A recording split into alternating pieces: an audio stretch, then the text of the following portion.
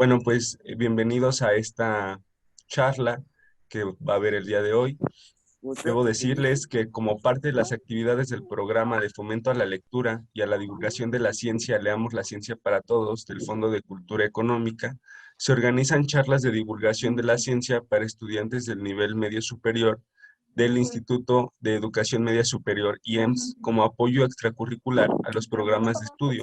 Autores de la colección La Ciencia para Todos, investigadores y divulgadores comparten sus experiencias y proyectos de trabajo a través de videoconferencias. Bueno, con esto doy la palabra a Betty. Muchas gracias.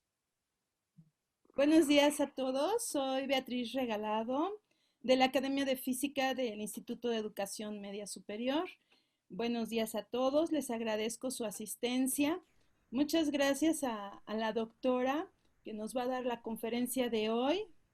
Para los chicos del Instituto de Educación Media Superior de la Ciudad de México, es todo un gusto el tema del que nos va a hablar, el calor del libro, El calor de la tierra, que es un libro de la colección, leamos de la ciencia para todos, y son libros que nosotros usamos en nuestra asignatura para reforzar nuestros temas de materia y calor.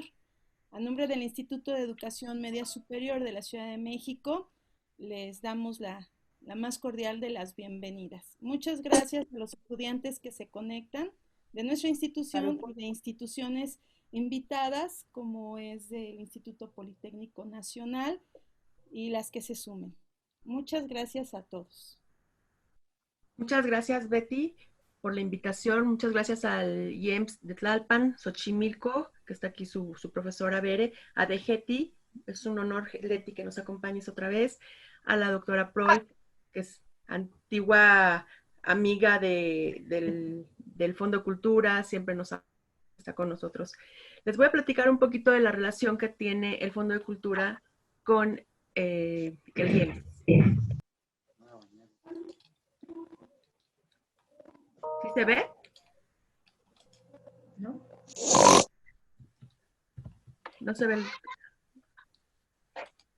A ver, va un segundo otra vez. ¿Sí se ve? Ok. Sí.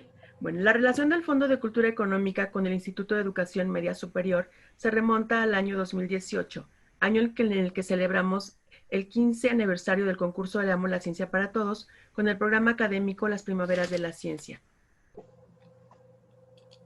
Ay, perdón, se movió. Lo siento. En coordinación con el Instituto, hemos organizado exitosos ciclos de conferencias con los autores de la colección La Ciencia para Todos en los planteles Magdalena Contreras, Coajimalpa, Xochimilco y Tlalpan. Todo esto comandado por Beatriz Regalado y Berenice Mena. Muchas gracias por eso. El Instituto es amigo muy cercano a la Ciencia para Todos, ya que además de alentar a los profesores y a sus estudiantes a leer y a participar en el concurso, los docentes nos han apoyado como promotores e incluso como jurados de categorías ajenas al alumnado. Debo platicarles que el concurso pasado, uno de sus maestros resultó ganador de uno de los premios en la categoría de profesores. Ok. Muy bien. Ahora les mencioné el concurso Leamos la Ciencia para Todos. Esto es un concurso que hacemos dentro del programa de fomento a la lectura y a la divulgación de la ciencia del Fondo de Cultura Económica. Les vamos a presentar una cápsula, dura unos 4 minutos, con el testimonio de 3 de los ganadores del concurso pasado. Esto es realmente la esencia de lo que es el concurso, ojalá les guste. ¿Sí me apoyas, Antonio, con la cápsula? Sí.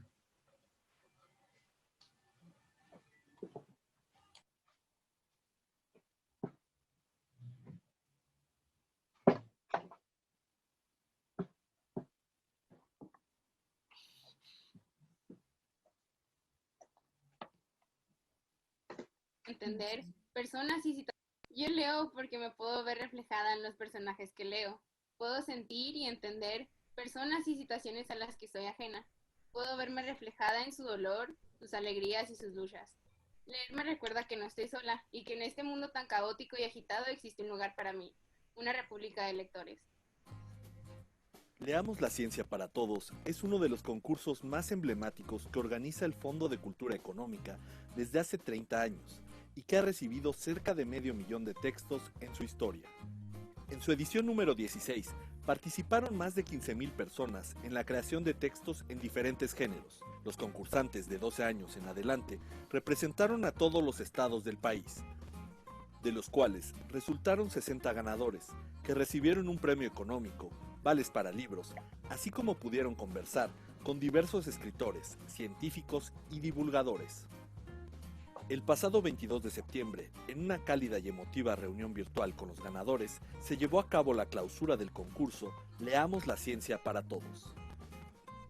Agradezco bastante este lugar que nos dieron y sobre todo hacer posible este gran premio que incentiva a todos los jóvenes a leer ciencia, nos facilita los medios y nos motiva a conocer a grandes científicos que buscan compartir el conocimiento no solo con México, sino con toda Latinoamérica y por el gran labor que cada uno de ustedes realiza por llevar estos premios hacia nosotros. La verdad es que estoy muy agradecido por toda la experiencia a pesar de la actual situación del COVID. Nos facilitaron bastante los medios, ¿verdad? Para mí, participar en un concurso como Leamos la Ciencia para Todos es bastante grato. Yo que soy un lector y escritor que me entusiasmo por las ciencias y conocimiento, y a todos aquellos que lo hacen sin importar su edad, es algo muy, muy grato. Que 15.000 chavos repartidos a lo largo de la República estén escribiendo temas de divulgación científica, saben que es la gloria. Este país es inderrotable. Que sean lugares como Hidalgo, perdido de la mano de Dios, compañeros, ¿sí? Aislado, ¿sí? Que sean Cebetis, que he recorrido en la República un montón de ellos, o de repente participaciones de este nivel, demuestran algo que es pura salud mental, que es, hay miles de jóvenes tratando de contar historias que tienen que ver cómo se están involucrados con un mundo que busca soluciones por el camino de la razón. Es algo hermoso, un reconocimiento por leer y escribir ciencia en un lenguaje periodístico que todos podemos entender. Y aún más espectacular es la oportunidad que he tenido y que hemos tenido de reunirnos con científicos y autores tanto de libros como de los textos del concurso que demuestran la ingente variedad del empeño que se hace por la difusión cultural en toda Latinoamérica. Me gusta escribir porque como joven y como mexicana hay muchas cosas que tengo que decir. Leer, por más pomposa que se haya vuelto la palabra, es una llave a mundos extraordinarios y a lugares e ideas que jamás habría siquiera podido imaginar. Con la lectura me acerco más al entendimiento y al goce del mundo que me rodea. Haber participado y haber obtenido un premio en el concurso La Ciencia para Todos me permitió darme cuenta que sí existe un lugar para los jóvenes escritores y lectores mexicanos. Y ustedes están sosteniendo una situación verdaderamente fascinante, man. Mi cariño profundo por todos los que participaron y mi respeto. Y desde luego lo que Laura destaca, el trabajo de dictaminar. Yo que tengo que leer 10 manuscritos a la semana y me las veo y me las temo para leerlos de la manera más respetuosa e inteligente posible, sé lo que es dictaminar. Sé la necesidad que hay de ser justo, de entender, de mirar con ojos de otros. Y es trabajo voluntario. Es admirable esto, compañeros. Pues es muy emocionante, lo que dice Paco Ignacio es muy emocionante porque necesitamos consolidar una cultura científica, pero sí, claro, en las clases medias, la gente ilustrada está muy bien,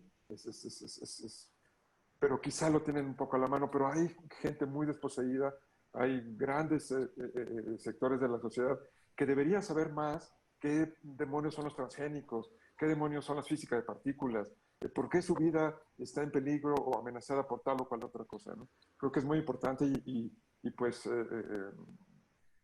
hay que seguir construyendo esta república de lectores.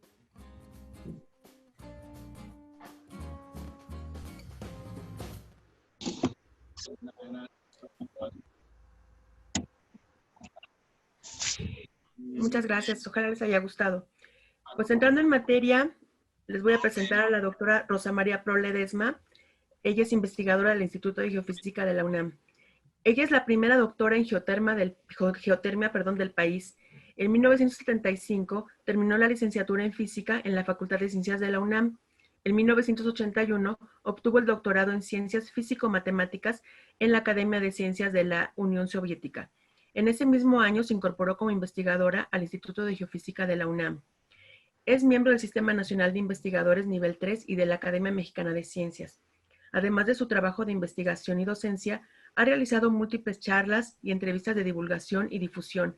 Ha publicado varios libros de divulgación, entre ellos El calor de la tierra, en la colección La ciencia para todos, editada por el Fondo de Cultura Económica. Le escuchamos con mucha atención. Muchas gracias.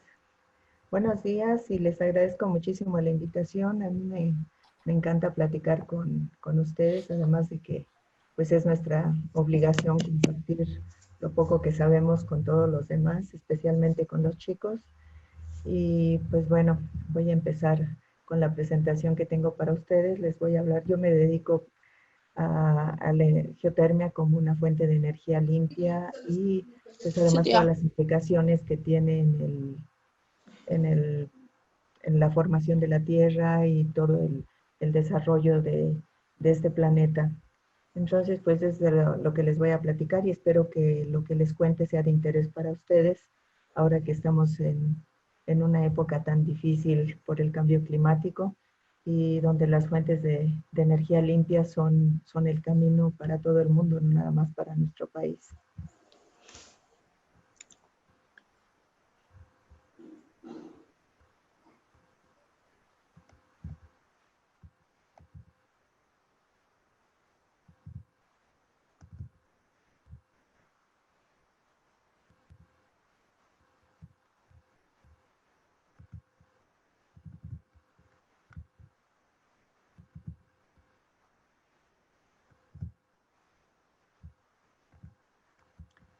¿Sí ven la pantalla? Sí, sí la vemos. Sí, sí se ve. Muchas gracias. Bueno, pues mi plática se titula El calor de la tierra, como el libro que me hicieron favor de publicarme en el fondo. Y pues en realidad tenemos que hablar de la tierra en todo su conjunto, como desde que empezó, cómo ha sido la evolución del planeta Tierra y cómo se quedó ese calor encerrado allá adentro. Entonces, cuando inició probablemente era una masa heterogénea de todos los proyectiles que se habían condensado ahí, todo el polvo cósmico que formó el planeta. Y a partir de todos esos choques, de todas esas lluvias de meteoritos, toda esa violencia en la formación de los planetas, pues se generó una gran cantidad de energía que probablemente llegó a la fusión de toda esa masa interestelar que estaba formando nuestro planeta. De tal forma que pues se formó un esferoide que posteriormente a su formación empezó a actuar la fuerza de la gravedad y entonces todos los elementos más pesados se fueron hacia el centro de esa enorme esfera y formaron lo que sería el núcleo y las otras capas de la Tierra. Esas capas se formaron por una diferenciación gravitacional donde todos los elementos más pesados estarían en el núcleo y los elementos más ligeros como el sílice, el sodio, el potasio, se irían precisamente a las partes exteriores. Se formó la corteza, se formó el manto y se formó el núcleo, que tienen composiciones muy diferentes. Pero además, esa esfera fundida que conducía muy mal el calor en la superficie, pues se quedó muy caliente. Y actualmente se supone que hay temperaturas superiores a los 5000 grados en el interior de la Tierra, que tiene un radio de aproximadamente 6000 kilómetros. Y bueno, ¿cómo se ha podido saber cuál es la temperatura de la Tierra? Nadie ha medido la temperatura en el interior directamente, pero tenemos mediciones de la velocidad de las ondas sísmicas, la temperatura de la lava, el núcleo exterior de la Tierra aparentemente está fundido, entonces debe tener temperatura superior a la temperatura de fusión. Después el núcleo interno es sólido, entonces debe cruzar de nuevo la curva de la temperatura de fusión. Entonces tenemos que la temperatura de la Tierra debe tener una forma de este tipo. pero en la corteza, que es lo que nosotros podemos explorar directamente con pozos, pues vemos que la temperatura aumenta en una forma lineal, porque sobre todo es el método de transporte, como se está moviendo ese calor desde el interior de la Tierra hacia afuera, es por conducción, como se mueve por sólidos. O sea, si ustedes ponen un tabique encima de una estufa, pues van a ver que el calor se transmite muy lentamente y bastante mal. Entonces, un buen rato después, ustedes todavía podrán tocar la superficie del ladrillo porque el calor no se conduce muy bien. Por eso es que la Tierra ha guardado todo ese calor por estos 4.000 millones de años y ahorita creo que estamos ya en posibilidades tecnológicas de explotar todo ese calor, ¿sí? Además de ese calor que se transmite por conducción, sucede que el calor también se transmite por otro medio que se llama convección, cuando hay algún fluido, gases o líquidos que se pueden mover y agarran el calor del interior de la Tierra y nos los traen a la superficie. Y es cuando tenemos o volcanes que arrojan lava fundida que ha transmitido el calor que viene desde el manto, o manantiales calientes que nos traen en un volumen de agua todo el calor que tomó esa agua a una profundidad de 2.000, 3.000 o hasta 4.000 metros. Y esto es lo que tenemos, que en muchos lugares la temperatura puede llegar a 200 grados a menos de 500 metros de profundidad, y eso es lo que nosotros sabemos ahora cómo aprovechar para transformar ese calor, todo ese calor que viene del interior de la Tierra, aprovecharlo para transformarlo en energía eléctrica, porque la energía que utilizamos casi en todos lados, excepto en en los automóviles también ahora los podemos mover con energía eléctrica, es la energía que mueve al mundo. Entonces nosotros tratamos de transformar otras fuentes de energía en electricidad. Y aquí tenemos la ventaja de que no tenemos que quemar nada ni nada. La Tierra nos está dando ese calor a través de la roca fundida, que todavía no sabemos cómo explotar ese calor de roca fundida, pero nosotros sí sabemos que además de esa roca fundida hay agua que sube con gran temperatura, muchas veces en forma de vapor, y que es la que podemos aprovechar para poder producir energía eléctrica. Esa forma de transferencia de calor es convección, y lo que tenemos es que, pues, por ejemplo, en el caso del agua, el agua llega a la fuente de calor, se calienta, se vuelve más ligera, menos densa, y sube. Y este movimiento nos está trayendo el calor de las fuentes profundas a la superficie. Y pasa lo mismo con la Tierra. Lo que pasa es que esto es un poco más lento, pero las rocas se mueven en el manto y nos traen ese calor en forma de lava a 1.000, 1.200 grados. Y muchas veces, bueno, se forman volcanes donde esa lava sale, pero trae, además de la roca fundida, trae agua, trae dióxido de carbono, trae oxígeno, trae nitrógeno, trae agua magmática, ¿sí? Y esa forma de transportar el calor es lo que nos está generando lo que se llama la tectónica de placas, que es lo que genera sismos, genera volcanes, y nos dice que, bueno, que la Tierra está viva y está muy caliente adentro, ¿sí? Ahora nosotros no podemos todavía utilizar la energía de la lava, pero seguramente en el futuro lo vamos a hacer y podremos nosotros aprovechar mucha de ese calor que ahora sale y no lo podemos usar. Por ejemplo, aquí está un flujo de lava entrando al mar y vemos cómo inmediatamente el agua entra en ebullición y produce vapor. Ahora, además de esas rocas fundidas, pues nosotros tenemos que el agua, que está en los acuíferos profundos, cerca de una fuente de calor, sube y nos trae ese calor. Por ejemplo, aquí este geyser pues está sacando una gran cantidad de vapor y pues durante siglos pues los veíamos y decíamos, ay, sí está caliente, qué barbaridad. Algunas veces podíamos tomar esa agua para calentar las casas, para cocinar hace cientos de años, pero no sabíamos cómo aprovecharlo. Pero todos ahora los volcanes y los sistemas geotérmicos que transportan materiales y energía dentro del interior de la Tierra hasta la superficie, pues ahora ya sabemos que sí lo podemos aprovechar. y durante todos los miles de millones de años que ha existido la Tierra, ha estado emitiendo esa energía, un cuerpo caliente en el espacio que está emitiendo igual que el Sol, y nosotros recibimos la energía del Sol, la reflejamos, pero además la Tierra como cuerpo caliente está emitiendo energía. Y esa energía es muy grande. Ahora pudimos cuantificarlas y es 47 terawatts. ¿Cuánto es? Es mucho, mucho, muchísimo. Claro, porque toda la energía ahorita de capacidad instalada en todo el mundo para producir electricidad, en todos los países, es de 6 terawatts. Y la Tierra cada momento está emitiendo 47 terawatts.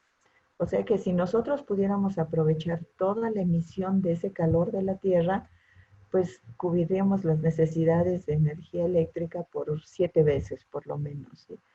Entonces eso es algo que estamos aprendiendo cómo utilizarlo para no estar quemando más combustibles fósiles que están dañando tanto a nuestro planeta, ¿sí? Entonces, ¿qué es un sistema geotérmico? Pues es una descarga concentrada en un área pequeña de todo ese calor que viene desde el interior y generalmente se hace a través de agua, magma o gases. O sea, son nuestros amigos, ¿no? Magma, agua y gases que agarran, bajan al interior de la Tierra, absorben el calor y nos los traen a la superficie, como por ejemplo en este manantial. Y la localización de los sistemas geotérmicos, pues donde hay, no hay en todos lados, ¿sí? México tiene mucha suerte de que aquí hay muchísimos, hay más de 2000 zonas con actividad geotérmica, pero hay lugares que no tienen y generalmente está en zonas donde hay mucha actividad tectónica, de fallas o de muchos volcanes, y entonces eso nos da unas zonas de anomalía donde sale mucho, mucho calor y además que son permeables para que se mueva toda esa agua y todos esos gases. Entonces, estas son las zonas más calientes. Este es el que se llama el Anillo de Fuego del Pacífico, y se llama así porque pues hay cadenas de volcanes todo alrededor que precisamente nos están trayendo todo el calor del interior de la Tierra, y algunos puntos calientes como Hawái o toda la zona de la cordillera oceánica del Atlántico, y también en África tenemos un lugar en la parte oriental donde también se están abriendo las placas y está saliendo todo ese calor. ¿Y cómo es la estructura interna de ese sistema? Bueno, pues generalmente el agua que sale ahí es agua que penetró, agua de lluvia, se acercó a esa fuente de calor y sube en forma de manantiales, géiseres, fumarolas, volcanes de lodo, suelos vaporizantes. O sea, estas precisamente son las señas en que nos está diciendo la Tierra que abajo hay algo muy caliente y que podemos aprovechar, ¿sí? Por ejemplo, este geyser, este es en Islandia, ahorita está muy tranquilo y ven que aquí se depositan muchos minerales, sobre todo sílice, porque esta agua caliente, además de que sube y nos trae el calor, pues disuelve mucho las rocas que se cruzan en su camino. Muchas de ellas tienen sílice y eso llegando ya no lo puede mantener en solución y lo deposita. O este geyser en Yellowstone que también está depositando todo lo que traen en disolución. A veces traen también minerales como el oro, el plata, o estas terrazas que también traen mucho carbonato, las fumarolas. Aquí el vapor está tan caliente que es transparente, ¿sí? La descarga aquí se ha medido 150 grados, es un vapor súper calentado, pero también pueden ser de temperatura más baja, pero muy ácidas, y entonces disuelven totalmente la roca como esta, y además traen, precisamente por esa acidez que las caracteriza, una gran cantidad de metales preciosos. Aquí son aguas que suben pero con mucho gas, este burbujeo es puro CO2 que está saliendo de origen magmático. Aquí tenemos más CO2 porque es el gas más común en los volcanes, además del ácido sulfídrico, y deposita minerales, muchas veces de metales preciosos, pero también de algunos otros elementos que no son tan amigables como el arsénico. Y todos esos colores que vemos es precisamente producto de la interacción del agua caliente con todas las rocas que está atravesando. Y aquí vemos todo el colorido de óxidos o de sulfatos, sulfuros y una gran cantidad de sílice en solución que les da ese color azul. Quiere decir que esta es una zona muy, muy caliente porque disuelve mucho, mucho de todo. Aquí tenemos que lo que sube es vapor principalmente y está disolviendo las rocas. Es una zona con un vapor ácido que disuelve todo y como vemos es de muy alta temperatura. Pero estas manifestaciones también las hay en el fondo marino, ¿sí? Y en el fondo marino pues se forman estas chimeneas muy bonitas, muy interesantes, que están echando una gran cantidad de agua muy caliente, muchas veces a 350 grados, que traen disueltos metales. Por ejemplo, aquí lo que este humo negro en realidad son partículas que se están formando de elementos que venían en solución y que al chocar los 350 grados de esta agua con los casi 0 grados del fondo marino, pues se depositan sulfuros de hierro, de zinc, de plomo. Entonces es un que además traen muchas cosas en solución que pueden ser nutrientes y que nos van a generar, además de un depósito de minerales que pueden llegar a ser económicos, pues un ecosistema muy variado, con muchos microorganismos que además pues serían la base de la cadena trófica para formar un ecosistema. Los fondos marinos en general no tienen tanta vida, pero cerca de las chimeneas es un boom de todo, de camarones, de bivalvos, de, bueno, una gran cantidad, los típicos gusanos de tubo, medusas. Se forma un ecosistema impresionante precisamente por todos los organismos que pueden vivir de todos los elementos en solución que trae esa agua caliente. Pero además son microorganismos que viven en condiciones extremas, tanto de pH como de temperatura, y que no necesitan la luz del sol, sino que ellos digieren o su metabolismo puede aceptar, por ejemplo, oxidar hierro, oxidar manganeso, oxidar o reducir el carbono del CO2 y formar metano. O sea, estos organismos forman una cadena trófica que además se ha relacionado en investigación con el origen de la vida. Pudieron ser estas chimeneas el origen de organismos que después poblaron toda la Tierra. Entonces es un estudio muy, muy interesante que además de ser una fuente de energía, pues es una fuente de conocimiento de cómo pudo haber empezado la vida en la Tierra. Estas manifestaciones son en el Golfo de California a 2000 metros de profundidad y como ustedes pueden ver, estos son los gusanos de tubo que son característicos de estas zonas y son una parte de todo ese ecosistema que es muy, muy rico. Y hay algunas someras casi en todas las costas del México, por lo menos en el Golfo de California y en algunas partes de toda la costa del Pacífico, se encuentran estas ventilas hidrotermales a metros de profundidad. Estas están entre 5 y 15 metros en el Golfo de California. Y bueno, pues hay que muestrarlas y alguien tiene que hacerlo, entonces para ver qué tipo de agua es la que está arrojando, qué son estos gases, que en estos casos es CO2, en algunas hay metano, nitrógeno, o sea, tienen una variedad increíble que depende mucho de la geología y que da diferentes tipos de manantiales. Estas están en Punta Mita, cerca de Puerto Vallarta, a 10 metros, y aquí es también un ecosistema con muchas arqueas, que es muy, muy interesante. Y la temperatura aquí pues es de casi 90 grados. Y bueno, ahora vamos a hablar de qué es la geotermia y cómo funciona. ¿Sí? Ya vimos que pues en muchos lugares que la Tierra se está enfriando, que está emitiendo ese calor, pero ¿cómo lo vamos a usar? ¿Sí? Nosotros pues necesitamos esa agua para alcanzar las temperaturas donde se pueda producir electricidad, pues construimos pozos, perforamos pozos que puedan obtener agua a 200 grados. Entonces la llevamos a una central geotermoeléctrica donde las plantas van a producir electricidad, ¿sí? Entonces, los yacimientos geotérmicos pueden alcanzar temperaturas de 370 grados, de 400 grados. Esto es más de 3 veces la temperatura de ebullición del agua y nos puede generar una gran cantidad de energía, ¿sí? Con esos pozos nosotros obtenemos el agua caliente, le separamos el vapor, porque el vapor que mandamos a las turbinas tiene que ser seco totalmente. Estas turbinas están conectadas a un generador y de ahí mandamos la electricidad. Pero esta agua de desecho, pues todavía tiene mucho calor y puede tener muchos usos, ¿sí?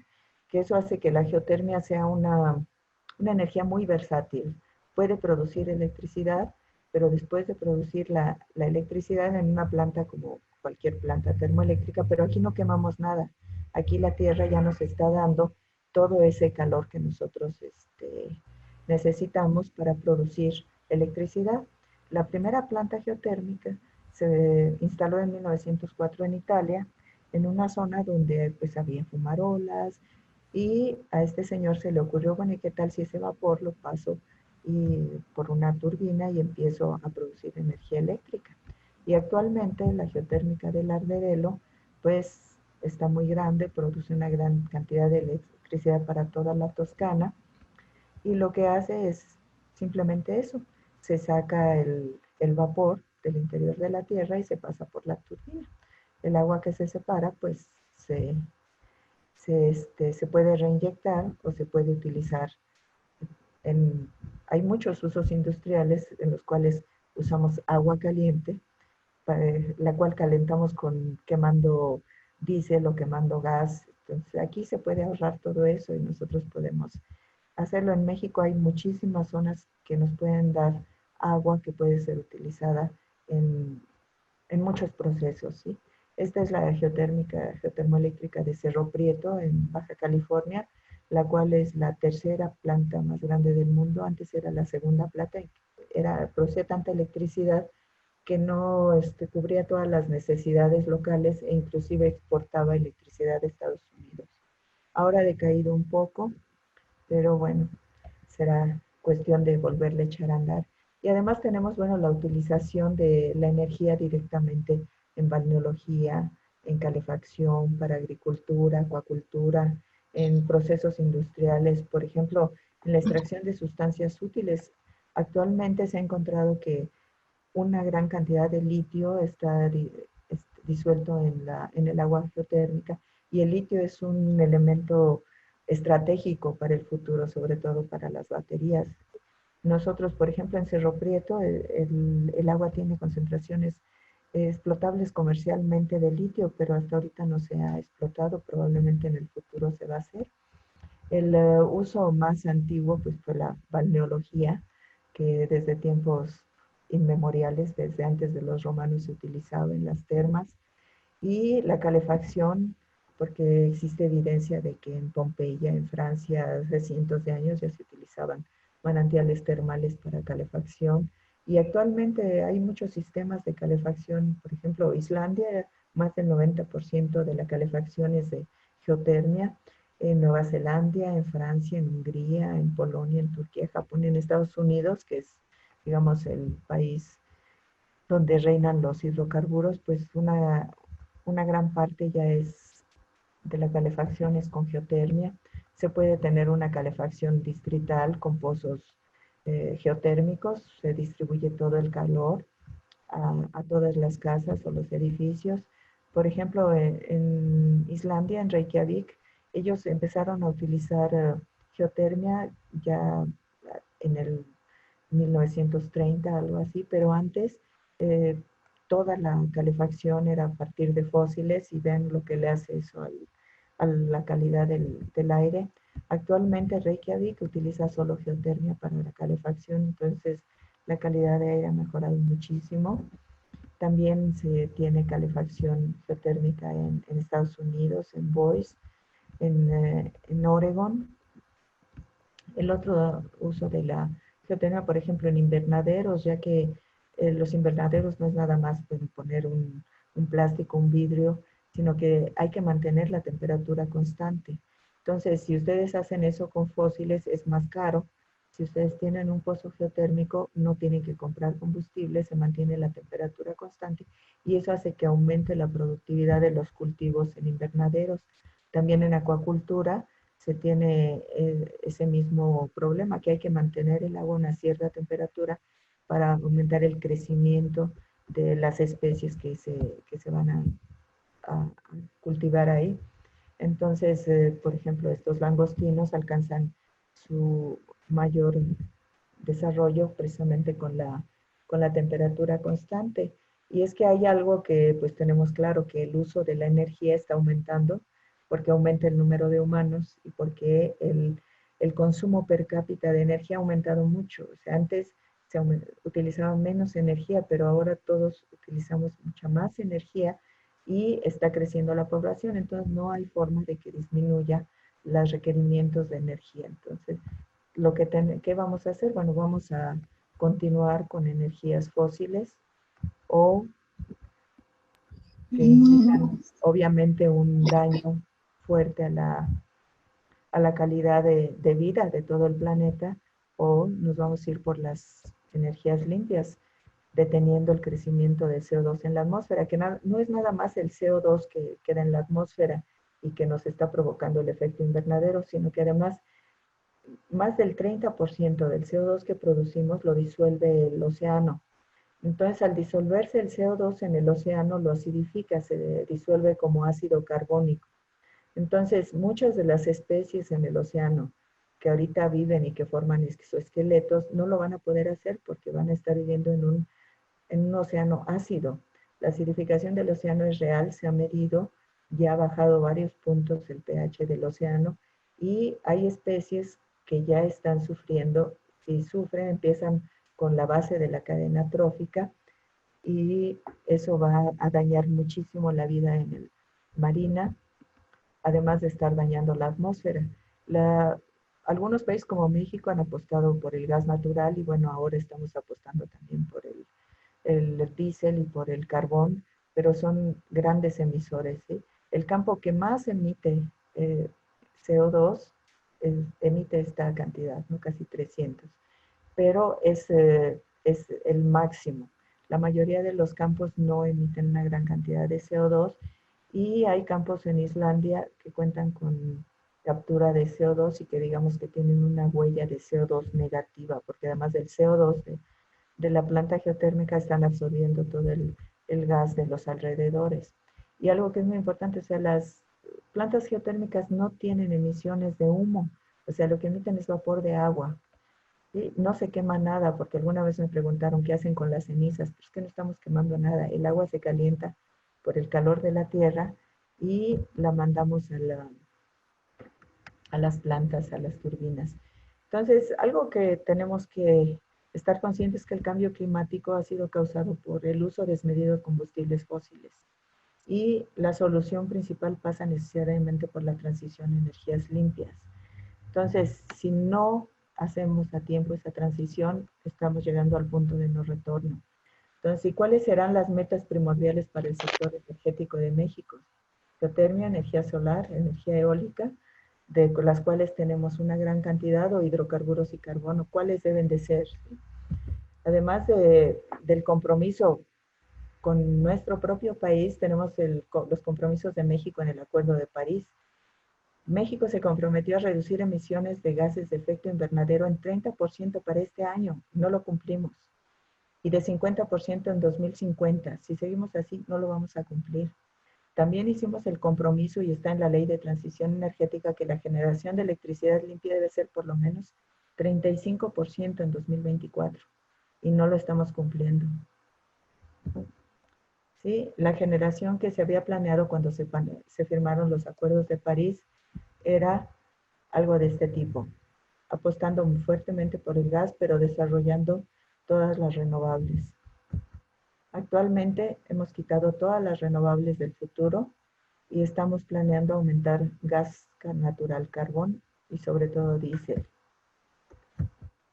Entonces, una parte que sufre es, por ejemplo, la parte del desarrollo geotérmico a partir de del año pasado se han cancelado una gran cantidad de proyectos. Había 33 proyectos geotérmicos que se iban a realizar y ahorita todo está detenido. Y eso no solo es un daño ambiental, sino que es un daño económico, porque las plantas de energías renovables son más baratas, ¿sí?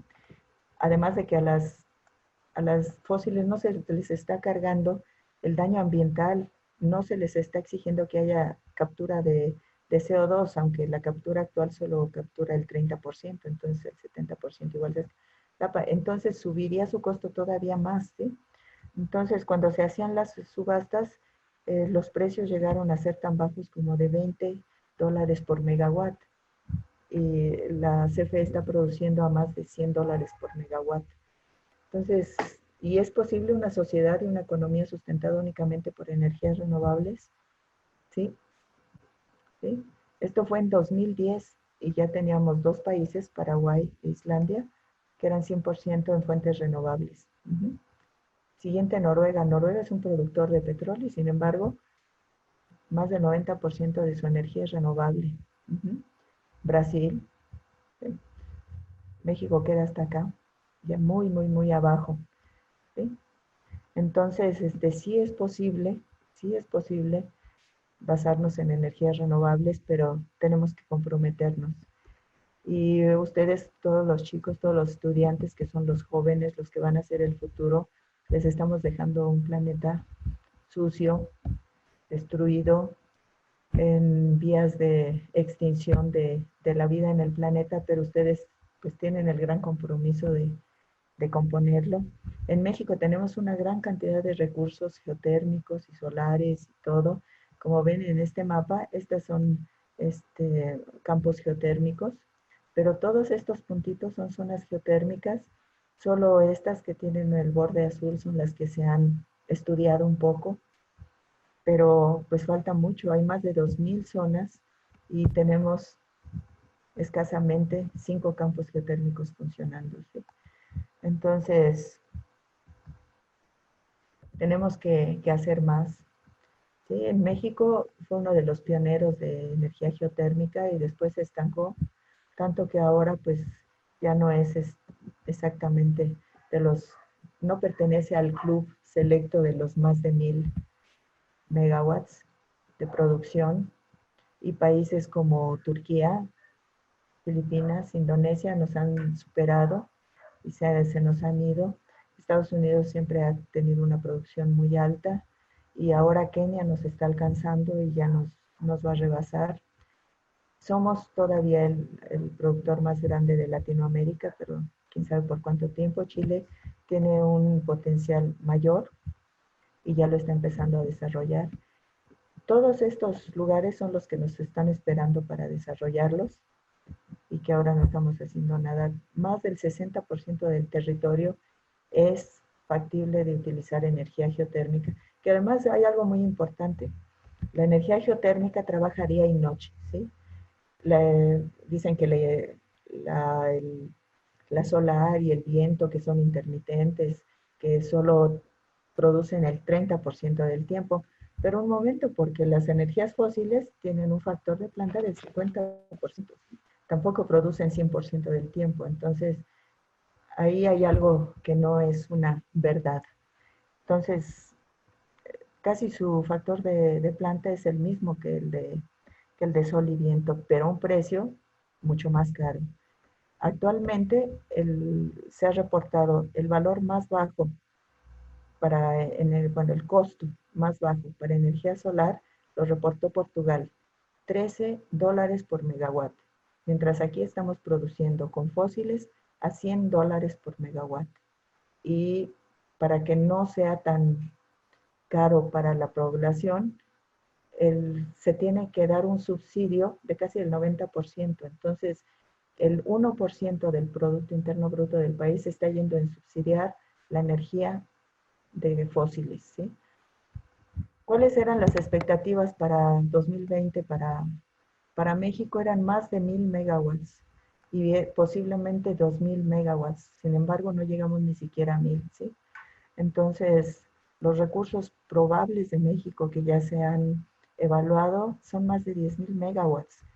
La producción total de energía eléctrica en México, la capacidad instalada es un poco más de 70.000, entonces 10.000 megawatts de recursos de geotermia, más otros 18.000 que podrían ser de viento y otro tanto de solar, pues estamos quedándonos atrás. Y además una gran producción de empleos. Para construir una planta de 100 megawatts generaríamos 600 empleos, o sea, 600 familias que tendrían un empleo para mantenerse.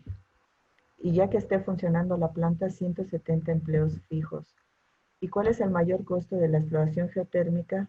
Como para hacer que sea gratis, porque la perforación es muy cara, pues también tenemos eso en México. Tenemos todos estos recursos, estas zonas, la cuenca de Burgos y la cuenca de Sabinas y todo el estado de Campeche y Tabasco. Tenemos más de 8.000 pozos de petróleo abandonados que ya están perforados. Y hay pozos de petróleo con temperaturas mayores a 200 grados centígrados y están ahí y están abandonados. En muchos pozos se están sacando más agua que petróleo a temperaturas de 160, 170 grados y tampoco los estamos utilizando, ¿sí?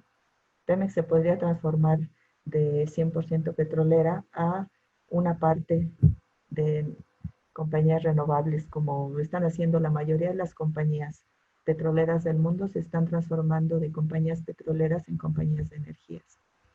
Y el mayor obstáculo es la ignorancia.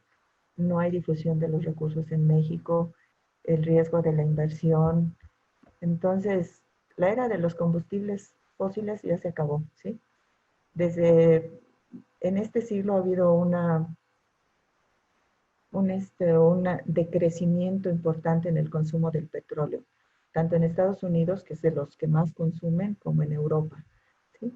Entonces, la edad de piedra no se acabó porque se acabaron las piedras, se acabó porque se encontraron metales que podían sustituirlas con ventaja, ¿sí? Ahorita no tenemos, todavía hay piedras, las usamos para construcción, pero ya no las usamos para hacer cuchillos ni para hacer utensilios, ¿sí? Para eso utilizamos mayormente metales y utilizamos el petróleo. El petróleo es muy valioso para estarlo quemando, ¿sí? Hay otros usos que le podemos dar y que contaminarían menos. El punto de quiebre fue 2018, donde por primera vez una planta de generación de energía solar fue más barato que desarrollar una de combustibles fósiles o incluso el mantenimiento de una ya existente, ¿sí?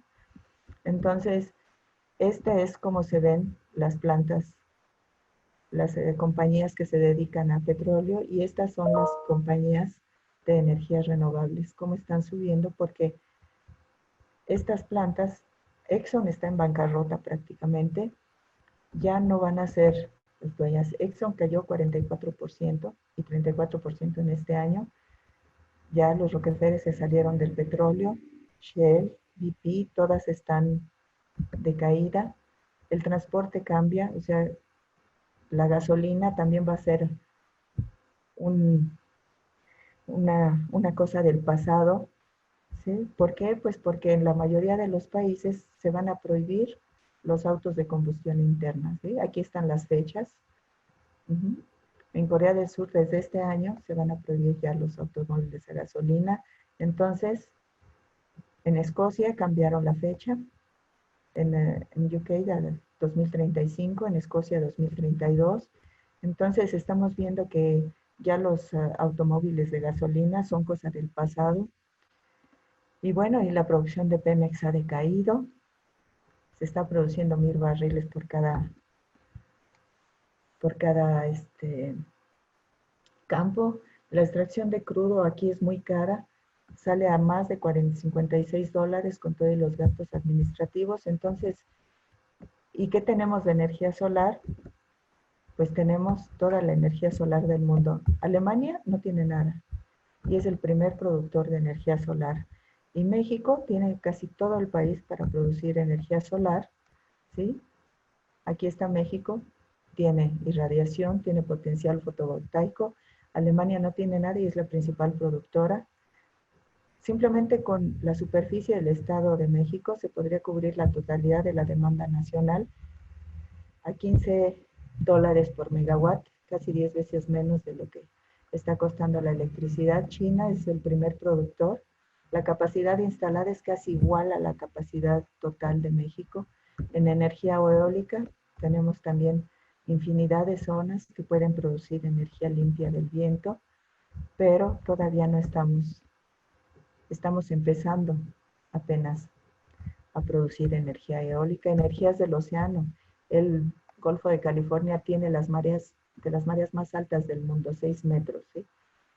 Entonces, si se aprovecharan, sería una contribución casi de la mitad de la energía que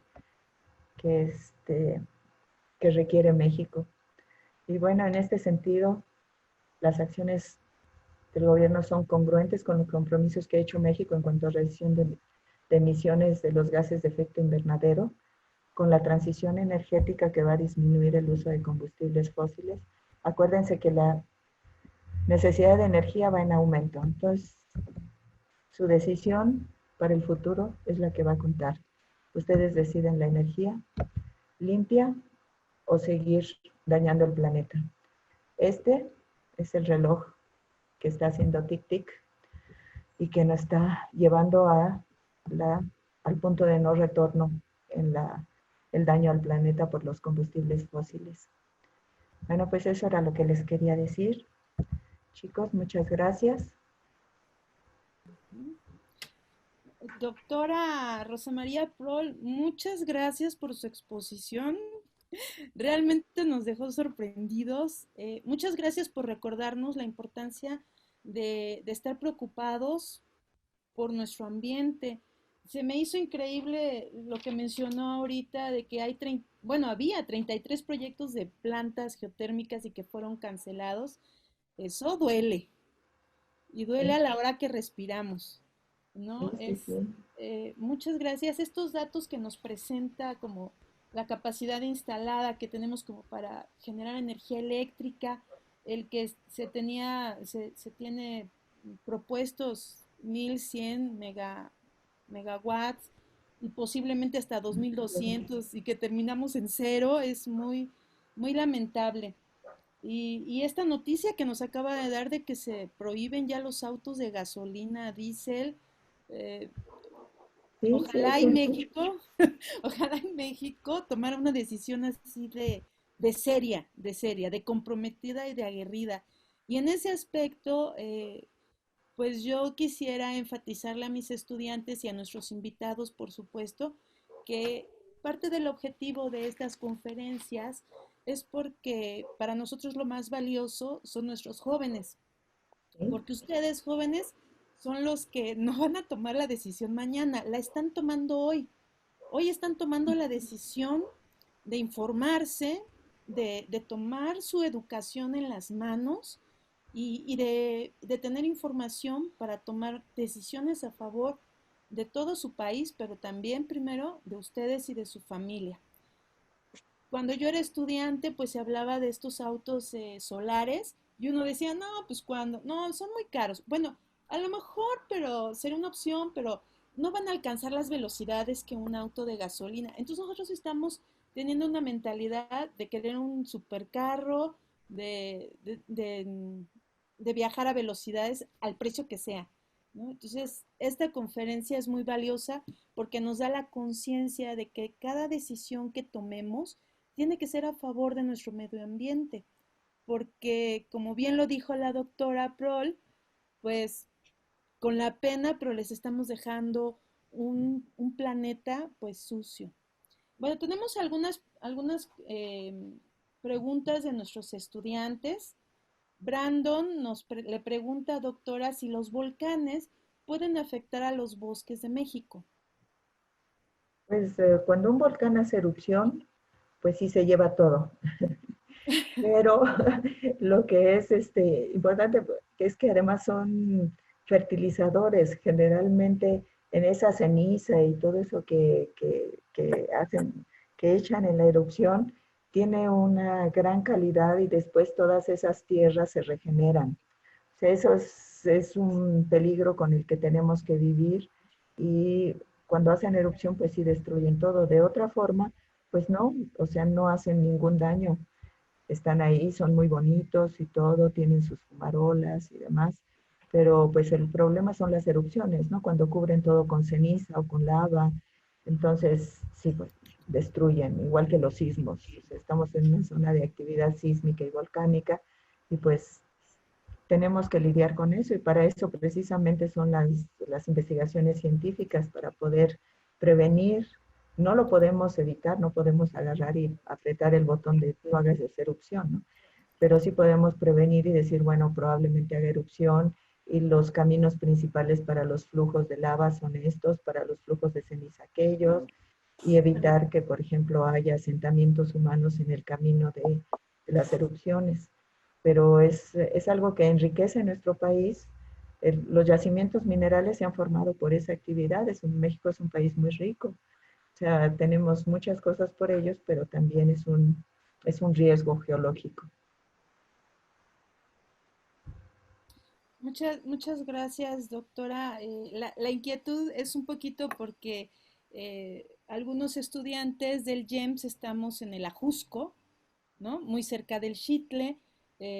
Otros estudiantes también del GEMS de Xochimilco, pues estamos cercanos a estos volcanes y por supuesto que caminamos sobre piedra volcánica. Así que nos inquieta este tema. Bueno, Luis Enrique Raimundo del James Tlalpan le quiere hacer una pregunta, doctora, así que le pido a Luis Enrique que abra su micrófono y lo escuchamos, Luis Enrique. Hola, buenas tardes. Buenas tardes.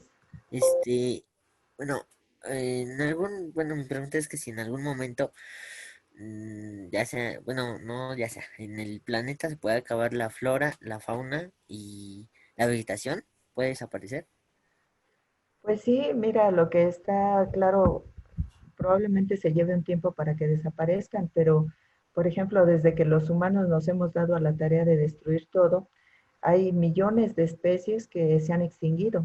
O sea, eso es un hecho, ¿no? Y de que vamos en un camino, o sea, si seguimos produciendo CO2, aumentando la temperatura del planeta, acabando con los bosques, porque en realidad muchas de las extinciones son directas por los humanos, o sea, los humanos que ve lo que están haciendo en Brasil. El presidente Bolsonaro dice que ellos pueden destruir el Amazonas porque es suyo y que necesitan esas tierras para ganado, ¿no? El ganado es uno de los grandes emisores de metano y realmente es que además es algo terrible porque, por si no sabían, el 50% de los alimentos que se producen se tiran, ¿sí? Entonces matamos un animal por su carne y la mitad la tiramos. Eso es terrible, es un desperdicio espantoso de alimentos, de energía, de agua. Es terrible y definitivamente si seguimos como vamos en un camino a extinción, no solo de la raza humana, sino de toda la vida en el planeta. Estaremos como Venus, ¿no? Con un efecto invernadero que ellos tienen. El efecto invernadero en Venus es tan fuerte que tienen temperaturas de más de 300 grados en la superficie. Y además es un ambiente totalmente ácido y corrosivo. Cualquier nave que mandan ahí se deshace en horas, ¿no? Entonces, ese es el camino que estamos siguiendo. Entonces, no te quiero alarmar, pero yo creo que vamos, probablemente como todas las especies, algún día nos vamos a extinguir, ¿no? Igual que los dinosaurios, igual que muchas otras especies. Pero lo que nosotros hacemos es estar pisando el acelerador, definitivamente. Entonces, no sé si eso responde tu pregunta. Sí, muchas gracias, doctora Rosa María. Muchas gracias. Bien, tenemos varias preguntas. Le mandan también muchas felicitaciones. Les ha gustado mucho la conferencia. Monse Ibarra nos pregunta si los volcanes se clasifican de alguna forma y si se clasifican las explosiones y qué características tienen. Sí, mira, los volcanes se diferencian, bueno, depende del ambiente donde surgen. Entonces, por ejemplo, en México los volcanes son andesíticos, tienen rocas de ese tipo que no tienen mucho sílice, pero son más claras que los basaltos. Y también es el tipo de lava que producen, depende de si están en una zona de subducción o en una zona de apertura, en una zona de donde se abre el mar para que salgan como en Hawái, ¿no? Como en el Atlántico, que está saliendo ahí la lava directo del manto. La lava es más fluida, entonces tiene menos gases.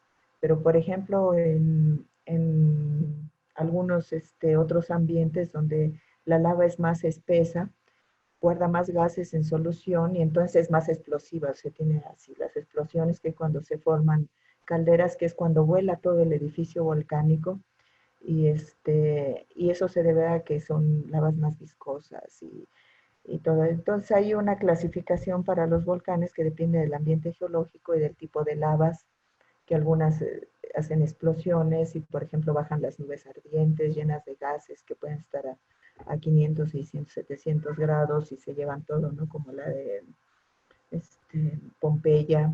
O sea, hay muchos, muchos ejemplos.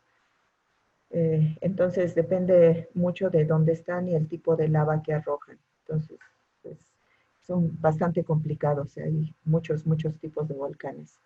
Ajá. Wow, muchas gracias, doctora.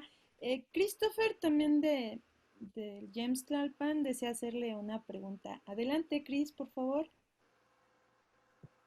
Hola, doctora. Muy Hola. buenas tardes.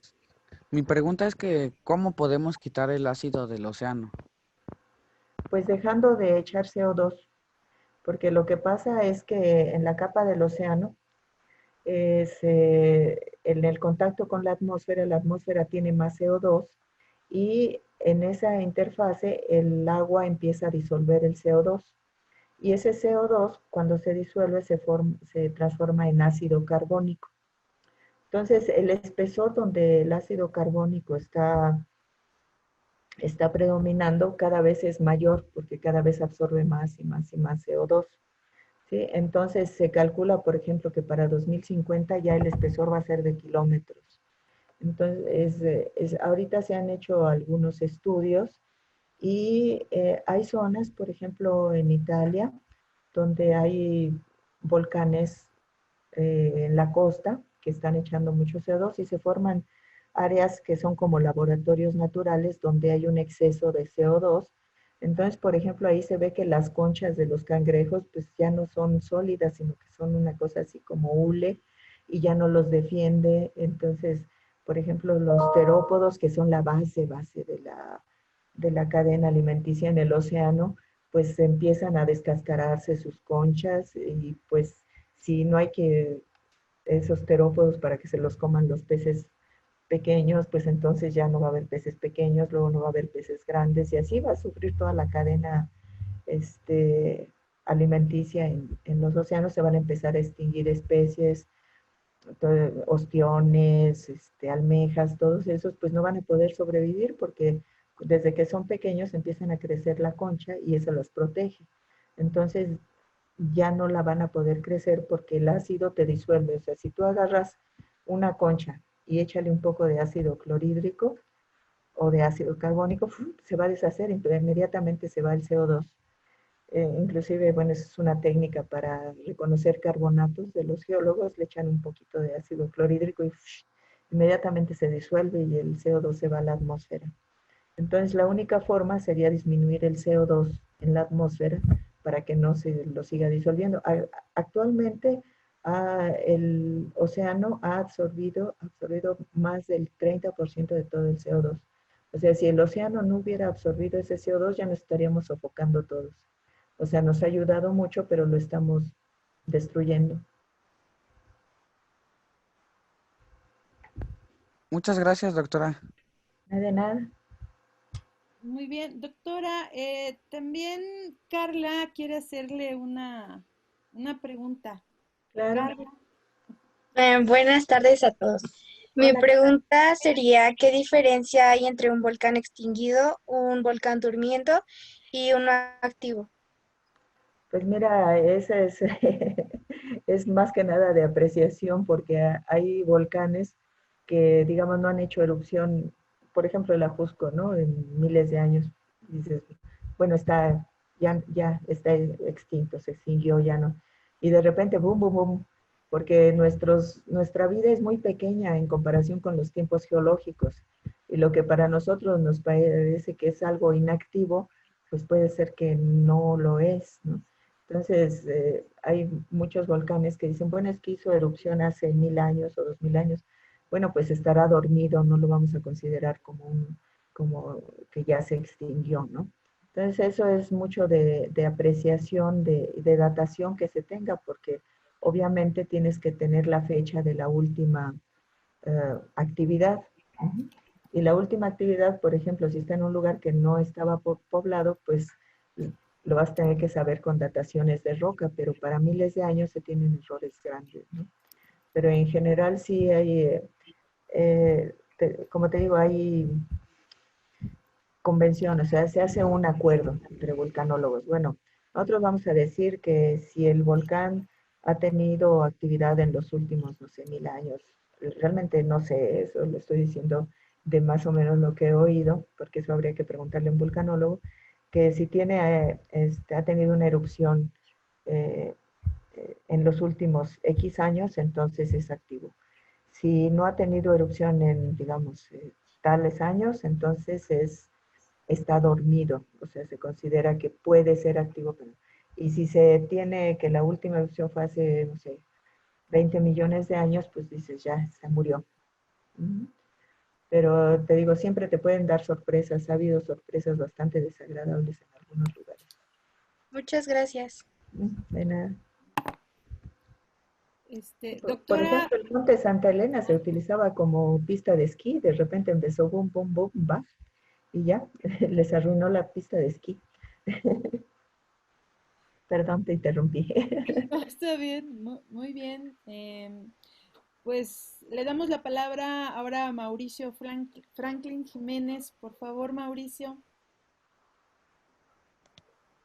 Hola, Mauricio. Hola, buenas. Ay,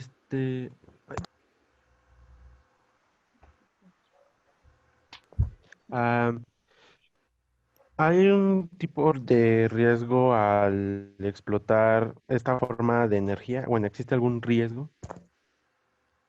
Bueno, sí, por ejemplo, si estás explotando energía geotérmica cerca de un volcán activo, tienes que tomar en cuenta el riesgo volcánico a la hora que construyes la planta y que construyes el campo de pozos y todo. Entonces tienes que ver si por ahí está haciendo erupción cada 20 años o algo, pues entonces tienes que tener mucho cuidado, ¿no? A los islandeses van 2 veces que perforan un pozo y les sale lava en lugar de agua caliente, entonces está el riesgo, o sea, tienes que hacer las cosas bien para que no haya ese riesgo volcánico. Ahora, riesgo de que haya explosiones y todo, pues yo creo que como en cualquier planta de electricidad, ¿no? Si haces las cosas mal, pues a lo mejor un día puedes tener una descarga de vapor muy intensa, casi una explosión, pero si haces bien las cosas, hasta ahorita yo no he sabido de ningún accidente en un campo geotérmico, excepto por los 2 pozos de lava que le salieron a los islandeses, porque ellos buscaban el lugar más caliente, y pues bueno, sí lo encontraron, pero con, con las consecuencias de que empezaron a producir lava. ¿Y a nivel ambiental existe algún riesgo? Pues no debería existir ninguno, porque como les mostraba en los diagramas, en general el agua que no usas la debes de reinyectar, que además eso sirve para que no te baje la presión del campo.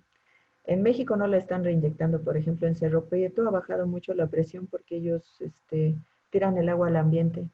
Tienen lo que se llama la poza esa es la poza donde tiran el agua, ¿no? El tiradero. Entonces, obviamente no tienen ahí ninguna captura de CO2 ni nada, porque en todo el mundo, todas las empresas lo que hacen es que perforan el pozo, sacan el agua, lo pasan por la turbina y luego ¡pum!, lo reinyectan, ¿no? Y eso les sirve porque no les baja la presión en el yacimiento, ¿no? El agua que sacan la vuelven a meter. Y hay una nueva tecnología que se llama de ciclo binario, donde el agua nada más la circulan y la vuelven a inyectar, y lo que van a las turbinas es un fluido secundario, que después de la turbina lo capturan y lo vuelven a usar. O sea, son dos circuitos cerrados, que por ejemplo en Turquía todas las plantas son de ese tipo, entonces no sale nada al ambiente. Entonces, si haces las cosas como por ejemplo en Cerro Prieto o en la primavera que estaban tirando el agua allí a los arroyos y todo, pues entonces, sí, pero es que entonces estás haciendo mala explotación, inclusive para tu campo, porque no lo estás explotando en forma sustentable. Pero eso depende de la compañía que está haciendo la explotación. Ok, muchas gracias. Ujú. Ángel Pérez tiene otra pregunta, doctora. Ese es un trompo a la uña, ¿eh? Ahí se lo Sí, dejo. sí, sí, claro. No. Bueno, buenos días. Buenos días.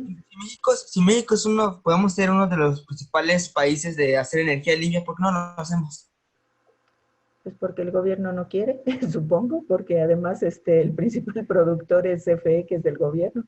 Si el gobierno dijera, oye, CFE, tienes que a poner campos eólicos, a poner paneles solares, a utilizar la geotermia, pues de geotermia empezó a producir y después tienen un proyecto cada 10, 15 años, ¿eh? En general, las compañías que están produciendo, por ejemplo, en Turquía, están echando a andar uno o dos proyectos por año, igual en Kenia. O sea, pero aquí no les interesa. O sea, hubo un tiempo que había compañías privadas que estaban empezando a poner paneles y viento, y hay una campo geotérmico que también está, pero CFE les dice que ya no les va a comprar la energía, que le hagan como quieran. Entonces, realmente es una voluntad política más que falta de recursos, ¿no? Gracias, maestra. Ajá. Muy bien.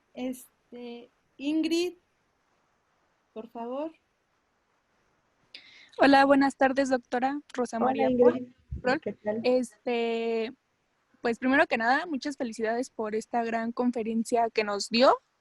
Gracias. Y pues igual tengo una pregunta. Ujú. Si nosotros los seres humanos seguimos consumiendo tanta energía, ¿esa energía podría desaparecer? Pues mira, si lo que pasa es que no va a desaparecer la energía. El sol lo tenemos por otros 1.000 millones de años por lo menos. O sea, la energía solar pues va a seguir ahí.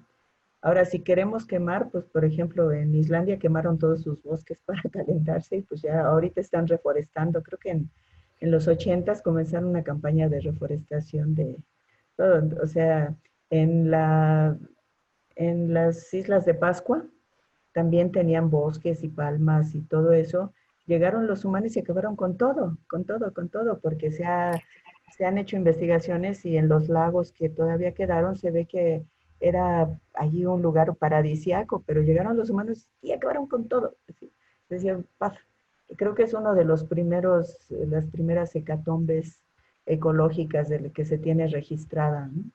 Entonces, pues si seguimos así, vamos a acabar con todas las especies de animales, vamos a acabar con el Amazonas, vamos a acabar con todos los bosques de Chiapas, vamos a acabar contaminando todos los ríos, todos los lagos.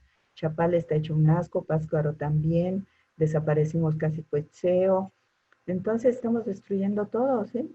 Entonces, el sol va a seguir brillando, el viento va a seguir soplando, pero pues si nos vamos a quedar sin agua para beber, la próxima guerra va a ser la guerra del agua, no tanto la guerra de la energía. Entonces, estamos destruyendo el medio ambiente y desperdiciamos la mitad quemamos cantidades de carbón y eso, lo otro, para producir energía y después la desperdiciamos. Ver los edificios del gobierno o de las compañías privadas, están prendidos día y noche, ¿sí? O sea, no se necesita la luz y está prendida, dejamos prendido todo. Bueno, somos horribles realmente como especie. Estamos desperdiciando todo y te digo, pues el sol puede seguir brillando. Si vamos a ver humanos para verlo, que podamos seguir respirando, no sé si la atmósfera va a seguir aguantando.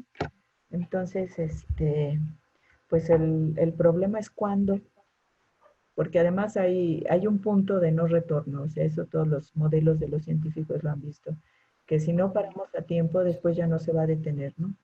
O sea, va a seguir la degradación, la degradación, la degradación. Y pues eso lo estamos haciendo nosotros directamente. Ok, muchísimas gracias, doctora Rosa María, por Ledesma. Y de nada, Ingrid. Daniela, ¿tiene otra pregunta, por favor? Ay. Hola, buenas tardes. Hola, Daniela. Primero que nada, y muchas gracias por todo. Somos Mariana y Daniela, somos hermanas.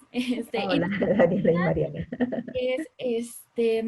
¿Cómo benefician o cómo perjudican los gases que emiten los volcanes? Pues mira, los volcanes en realidad emiten mucho menos CO2 del que producen todo lo demás, toda la industria, toda la... Simplemente somos 7,000 millones de humanos respirando y produciendo CO2 también nosotros, o sea que me puedes preguntar también qué tanto contribuimos, ¿eh? Porque nosotros trabajamos 24/7 echando CO2 y somos muchos, muchos. Realmente la humanidad ya es significativa en producción de CO2. Entonces, los volcanes, pues, tú oyes de la explosión de un volcán, no sé, a lo mejor una vez al año, una vez cada 5 años. De ahí, pues realmente lo que están emitiendo es mínimo. Pero, sin embargo, tú tienes industrias que trabajan 24/7, todo tipo de industrias, y tienes todo tipo de automóviles ahorita, todos de combustión interna produciendo. Entonces, realmente la producción de los volcanes es mínima en comparación con la que producimos todos los humanos. Muchas gracias. Y de nada. Doctora, nos pregunta Oscar Gómez Hernández que cuál es el mayor sistema volcánico que existe en la Tierra.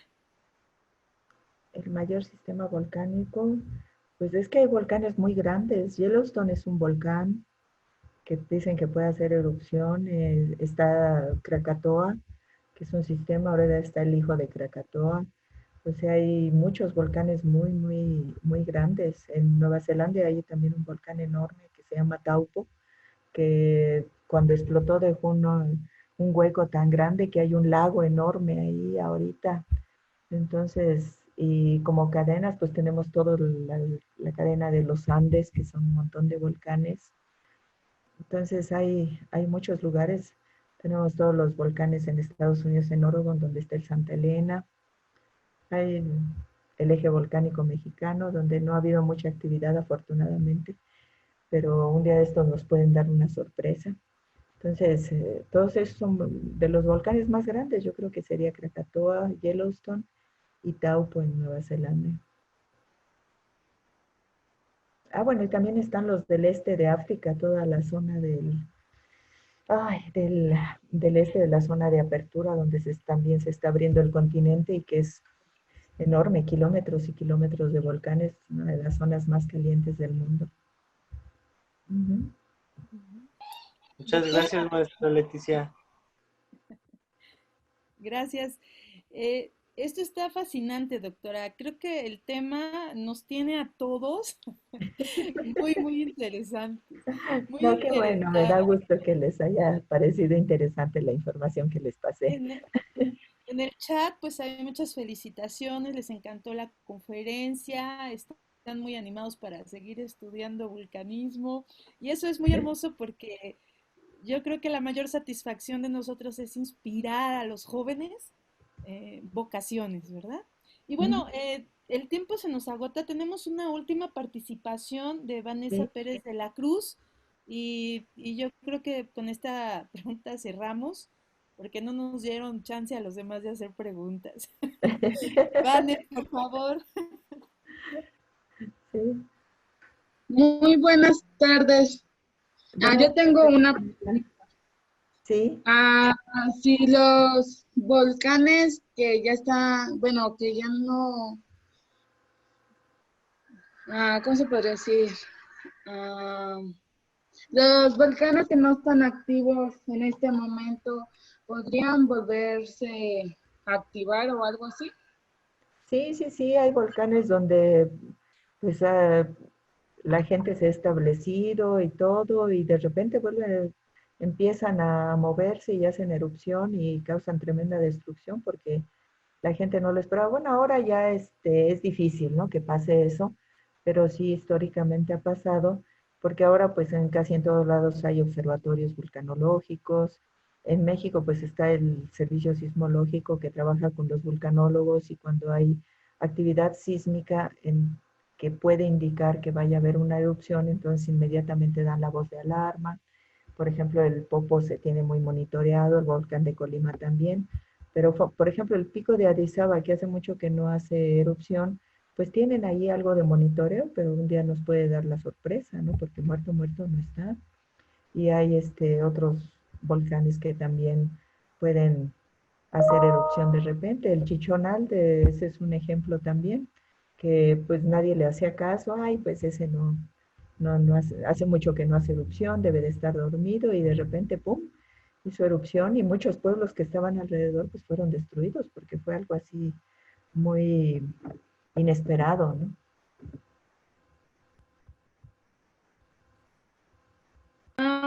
Ok, muchas gracias. Sí, de nada. Con todo gusto.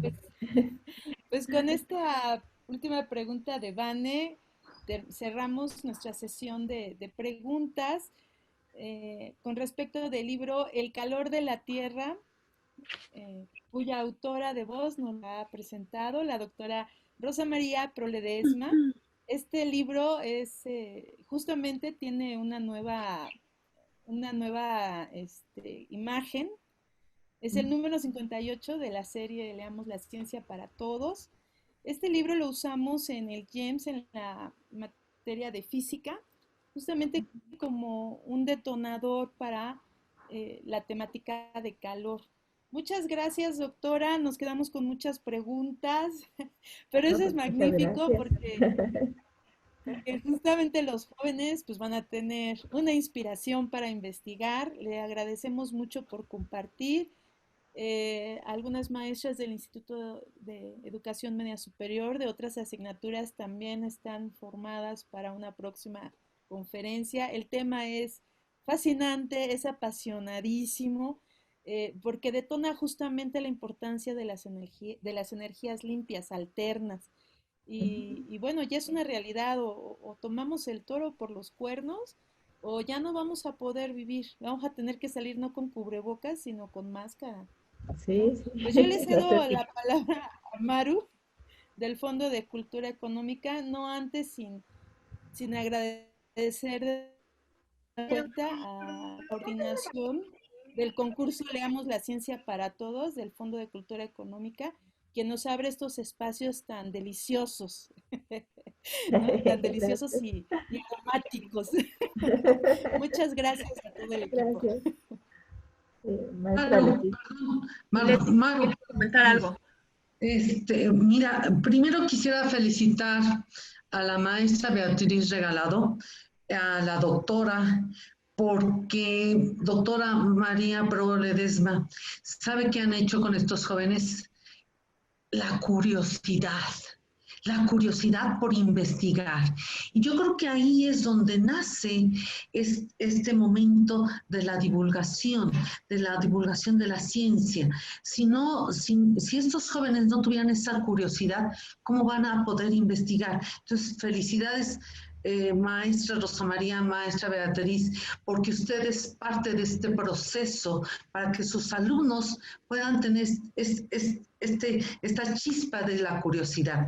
Uno como maestro frente al grupo de educación media superior, tenemos que tener estrategias para motivarlos, para poder llevarlos, para que puedan, si bien es cierto la física es difícil, y que les guste y que pregunten. Me quedé sorprendida de las preguntas que hicieron en esta ocasión. Felicidades a todos, felicidades maestra, felicidades, porque qué manera de explicarlos para los que no somos de esta área, pudimos entender algo de lo que son los volcanes, de lo que es la energía, y a los jóvenes, felicidades por su curiosidad y por tratar de saber más. Gracias, Maru, gracias, doctora Laura, por esta gran plática. Muchísimas gracias. Pues muchas gracias a ustedes por invitarme.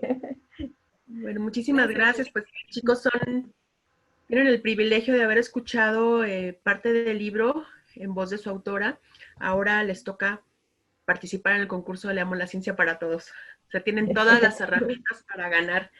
Pues queremos agradecerle mucho, doctora, agradecerle al plantel Xochimilco, Berenice, muchísimas gracias, a la Facultad de Química también, que nos están escuchando, a DGETI, a IEMS de plantel de Tlalpan, a mis compañeros del Fondo de Cultura, que están aquí reunidos, no sé si están, creo que las cámaras prendidas, está Adriana, Lore, Aldair, Antonio, Horacio, y nuestra coordinadora, Laura González Durán.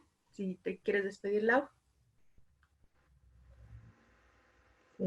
Ay, perdón, no encontraba el micrófono. Bueno, pues yo agradecerle a Maru y a todo el equipo y pues a nuestras compañeras entrañables que ya son de nuestro corazón desde hace algunos años, del IEMS, que pues fue realmente una fortuna habernos encontrado en el camino para todos estos proyectos que hacemos de divulgación de la ciencia y de fomento a la lectoescritura. Y pues no tengo más que agradecerle a la maestra también, Rosa María Prol, esta conferencia maravillosa, y pensar que el Popo que estuvo dormido tanto tiempo, que yo crecí con el Popo bien dormido, siempre nunca se manifestó hasta hace algunos años.